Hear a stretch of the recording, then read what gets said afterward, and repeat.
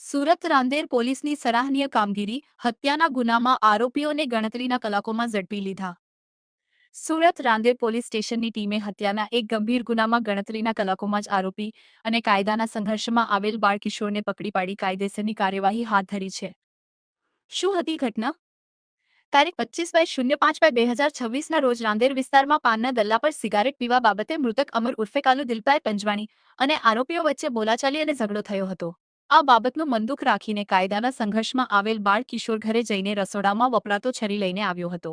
ત્યારબાદ તેના મિત્ર શ્રવણ ઉર્ફે ગોપાલ સાથે મળીને ફરીથી મૃતક પાસે પહોંચ્યા હતા. ઝઘડો ઉગ્ર બનતા આવેશમાં આવીને કાયદાના સંઘર્ષમાં આવેલ બાળ કિશોરે મૃતકની છાતીના ભાગે છરી મારી દીધી હતી, જેના કારણે તેમનું કરુણ મોત નીપજ્યું હતું. ઘટના બાદ આરોપીઓ ત્યાંથી ફરાર થઈ ગયા હતા. પોલીસની સફળ કામગીરી. ઘટનાની ગંભીરતાને ધ્યાને લઈને પોલીસ કમિશનર અનુપમસિંહ ગેહલોત, અધિક પોલીસ કમિશનર મહેન્દ્ર બગડિયા અને અન્ય ઉચ્ચ અધિકારીઓના માર્ગદર્શન હેઠળ રાંદેર પોલીસ સ્ટેશનના સ્ટાફે તપાસ હાથ ધરી હતી. આરોપીઓ પોતાના વતન નેપાળ તરફ ભાગી જવાની ફિરાકમાં હતા. તે દરમિયાન રાંદેર પોલીસ સ્ટેશનના સર્વેલન્સ સ્ટાફના કર્મચારીઓએ ચોક્કસ બાતમીના આધારે બંનેને ઝડપી લીધા હતા.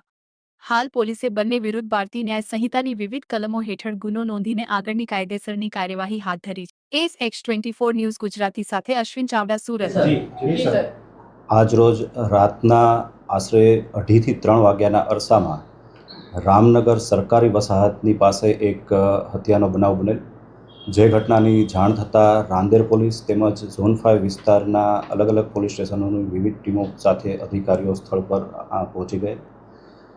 ગુનો બનવાનું કારણ અને આરોપીની ઓળખ અને ધરપકડ માટે વિવિધ ટીમો બનાવી કાર્યવાહી કરવામાં આવેલી, જે બાદ ગણતરીના કલાકોમાં 2 આરોપીની ધરપકડ કરવામાં આવેલ છે અને આ કાયદેસર કાર્યવાહી હાથ ધરવામાં આવેલ છે.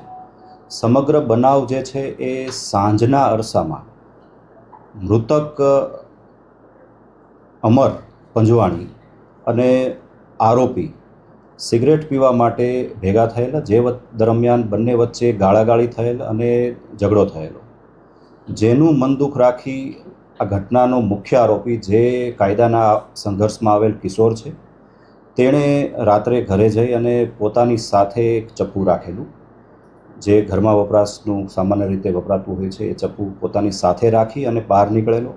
અને આ ગુનામાં સહ આરોપી તરીકે જે સામેલ છે તે સંઘર્ષમાં આવેલ કિશોરના મિત્ર શ્રવણ ઉર્ફે ગોપાલને પોતે સાથે રાખી ફરીથી સિગરેટ પીવા જવા માટેની વાત કરેલી અને આ શ્રવણ મારફતે જ તે મૃતક કાલુ પંજવાણીને સંપર્ક કરેલ હોવાની પ્રાથમિક હકીકત અત્યારે તપાસ દરમિયાન જણાયેલ છે. તેને બોલાવી ત્રણેય લોકો બાઇક પર રવાના થયેલ અને આ દરમિયાન જ બાઇક ચલાવવા બાબતમાં અને સિગરેટ પીવા બાબતમાં ફરીથી બંને વચ્ચે બોલાચાલી થયેલ, ઝઘડો થયો અને ઝઘડાના પરિણામે જે ઘટના સ્થળ છે ત્યાં આરોપી દ્વારા પોતાની સાથે લાવેલું ચપ્પુનો એક ઘા મૃતકને મારી દેવામાં આવેલો, જે બાદ તેની મૃત્યુ નિપજેલું છે. અને આ સમગ્ર બનાવમાં સામેલ બંને આરોપી, જેમાં એક શ્રવણ ઉર્ફે ગોપાલ, જે ઉગત કેનાલ રોડ પાસેની ઝૂંપડપટ્ટીમાં રહે છે, અને અન્ય જે છે એ કાયદાના સંઘર્ષમાં આવેલ કિશોર છે, તેની ધરપકડ કરવામાં આવેલ છે અને આગળની કાયદેસર કાર્યવાહી હાથ ધરવામાં આવેલ છે. સર, મૃતક શું કરે છે અને આરોપી શું કરે છે? મૃતકને રાંદેર વિસ્તારમાં 2 વ્હીલર ઓટો ગેરેજ ચલાવે છે અને એ રીતે પોતાનું ગુજરાન ચલાવતો હતો. આરોપી જે છે એ કાયદાના સંઘર્ષમાં આવેલો કિશોર છે મુખ્ય, જેથી તેની ઓળખ આપી શકાય તેમ નથી.